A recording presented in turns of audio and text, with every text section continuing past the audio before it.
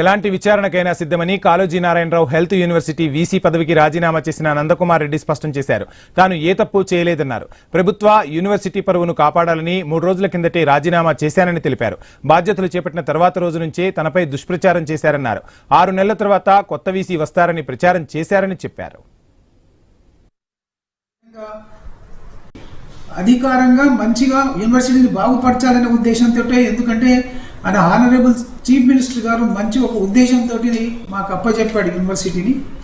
So మంచి ఒక ట్రాన్స్పరెంట్గా ఆయన డెమోక్రటిక్ వేగా నోటిఫికేషన్ తోటి, సెర్చ్ కమిటీ తోటి ఆ విధంగా ప్రజాస్వామ్యయుతంగా చేయడం అయింది. ఇంతకుముందు ఉన్న గవర్నమెంట్లా కాకుండా ఈరోజు వచ్చిన ఆరోపణల్లో పేపర్లు 5 మంది పేపర్లు కరెక్షన్ చేసి లావాదేవీలు నడిపినట్టుగా విచిత్రమైన ఆరోపణలు వచ్చినవి. ఏ ఒక్కటి అందుట్లో 1% నిజం ఉన్నా కానీ ఓపెన్ ఎంక్వైరీకి మేము సిద్ధము. లేదంటే ఆయనకి ఏ శిక్షనో నాకు ఏ శిక్షనో మీరే ఇది చేసుకోవచ్చు. సో అందులో ఏమాత్రము 100% వాస్తవం లేదు.